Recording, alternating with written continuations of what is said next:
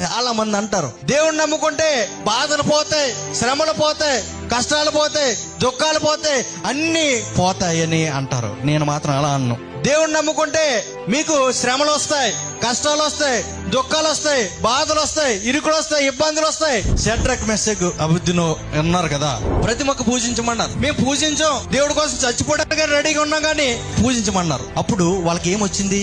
శ్రమ వచ్చింది, కష్టం వచ్చింది, దుఃఖం వచ్చింది. ఎవరు వాళ్ళని పట్టించుకునేవారు లేరు. వాళ్ళు ముగ్గురు తప్ప ఎవరు లేరు. వాళ్ళ వైపు తిరిగేవారు ఎవరు లేరు. కానీ ఆ శ్రమ వచ్చిందని దేవుడు విడిచిపెట్టారా? వాళ్ళు కష్టం వచ్చిందని దేవుడు విడిచిపెట్టారా? బాధ వచ్చిందని దేవుడు విడిచిపెట్టారా? అగ్నిగుండంలో వేసేస్తున్నారని దేవుడిని విడిచిపెట్టేశారా? దేవుడితోనే ఉన్నారు.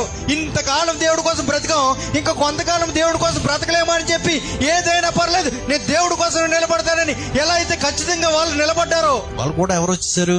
అగ్నిగుండంలో వేసేశారు. అప్పటి వరకు ముగ్గురే. ఎప్పుడైతే అగ్నిగుండంలో పడ్డవయ్యారో, నాలుగో వ్యక్తిగా ఎవరున్నారు? అక్కడ ఎవరున్నారు? ఏం చేయడు? కష్టాన్ని తీసివేసాడు, అక్కడ దుఃఖాన్ని తీసివేశాడా? ఆ సమస్యను మార్చేశాడా? ఆ రాజుని తీసివేశాడా? ఎవరిని తీసివేశాడు? ఏమీ తీలే. కానీ ఆ సమస్యలు ఎవరు తోడన్నారు? దేవుడు తోడై ఉంటాడు. అలాగే మనకు కూడా దేవుడు తోడై ఉంటాడు. అర్థమవుతుందా? సమస్యను తీసివేశాడు, తప్పించాడు, లేకపోతే అక్కడ నిర్మూలన చేశాడు. ఆ సమస్యలో నీకు తోడుగా ఉంటాను అంటాడు దేవుడు.